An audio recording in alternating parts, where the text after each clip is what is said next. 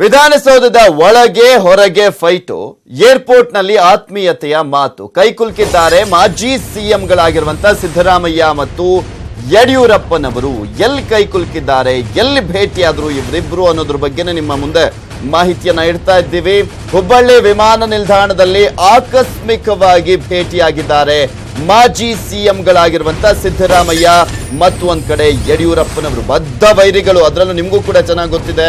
ಹೊರಗಡೆ ಕೂಡ ಹಾಗೆ ವಿಧಾನಸಭೆಯ ಒಳಗಡೆ ಕೂಡ ಇಬ್ರು ಕೂಡ ವಾಕ್ಸಮರವನ್ನ ನಡೆಸ್ತಾನೆ ಇರ್ತಾರೆ. ಆದ್ರೆ ಆಕಸ್ಮಿಕವಾಗಿ ಭೇಟಿಯಾದಂತಹ ಸಂದರ್ಭದಲ್ಲಿ ಆತ್ಮೀಯತೆಯಿಂದ ಇವರಿಬ್ರು ಕೂಡ ಮಾತನಾಡ್ಕೊಂಡಿದ್ದಾರೆ. ಹುಬ್ಬಳ್ಳಿ ವಿಮಾನ ನಿಲ್ದಾಣದಲ್ಲಿ ಆಕಸ್ಮಿಕವಾಗಿ ಭೇಟಿಯಾಗಿದ್ದಾರೆ.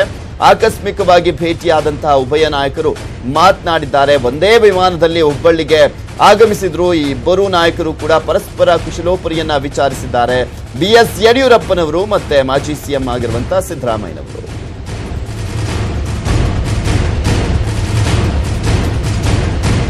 ಬಂಡೀಪುರ ಮಾತ್ರವಲ್ಲ, ಚಿಕ್ಕಮಗಳೂರಲ್ಲೂ ಕೂಡ ಅಪಾರ ಪ್ರಮಾಣದ ಕಾಡ್ಗಿಚ್ಚು ಹಬ್ಬಿರುವಂತದ್ದು. ನೆತ್ಕಲ್ ಅರಣ್ಯ ಪ್ರದೇಶ ಸುಟ್ಟು ಕರಕಲಾಗಿದೆ.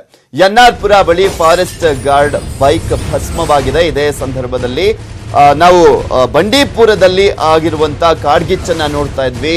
ಕೇವಲ ಬಂಡೀಪುರ ಮಾತ್ರ ಅಲ್ಲ, ಚಿಕ್ಕಮಗಳೂರಲ್ಲೂ ಕೂಡ ಕಾಡ್ಗಿಚ್ಚು ಹಬ್ಬಿದೆ. ಇಲ್ಲಿ ಪ್ರಮುಖವಾಗಿ ಕಾಡು ಸುಟ್ಟು ಭಸ್ಮವಾಗ್ತಾ ಇರುವಂತದ್ದು. ಎನ್ಆರ್ಪುರ ಬಳಿ ಒಂದು ಬೈಕ್ ಭಸ್ಮವಾಗಿರುವಂತಹ ಘಟನೆ ಕೂಡ ನಡೆದಿದೆ. ಕೂದಲೆಳೆ ಅಂತರದಲ್ಲಿ ಸಿಬ್ಬಂದಿ ಮಂಜಯ್ಯ ಪಾರಾಗಿದ್ದಾರೆ. ಫಾರೆಸ್ಟ್ ಗಾರ್ಡ್ ಮಂಜಯ್ಯಗೆ ಸಣ್ಣ ಪುಟ್ಟ ಗಾಯಗಳಾಗಿದೆ. ನಿನ್ನೆ ಮಧ್ಯಾಹ್ನದಿಂದ ಹೊತ್ತಿ ಉರಿತಾ ಇರುವಂತಹ ಕಾಡನ್ನ ಇಲ್ಲಿ ಪ್ರಮುಖವಾಗಿ ನಂದಿಸಲು ಹೋದಂತಹ ಸಂದರ್ಭದಲ್ಲಿ ಅವರ ಬೈಕ್ ಕೂಡ ಸುಟ್ಟು ಭಸ್ಮವಾಗಿರುವಂತಹ ಘಟನೆ ನಡೆದಿದೆ. ನೀವು ಕೂಡ ನೋಡ್ತಾ ಇದ್ದೀರಾ ದೃಶ್ಯಗಳಲ್ಲಿ. ಚಿಕ್ಕಮಗಳೂರಿನ ನೆತ್ಕಲ್ನಲ್ಲಿ ಯಾವ ರೀತಿಯಾದಂತಹ ಕಾಡ್ಗಿಚ್ಚು ಉಂಟಾಗಿದೆ ಅನ್ನೋದನ್ನ, ಅಲ್ಲೂ ಕೂಡ ಅರಣ್ಯ ನಾಶವಾಗ್ತಾ ಇದೆ ಕಾಡ್ಗಿಚ್ಚು ಹಬ್ಬಿರುವಂತಹ ಹಿನ್ನೆಲೆಯಲ್ಲಿ.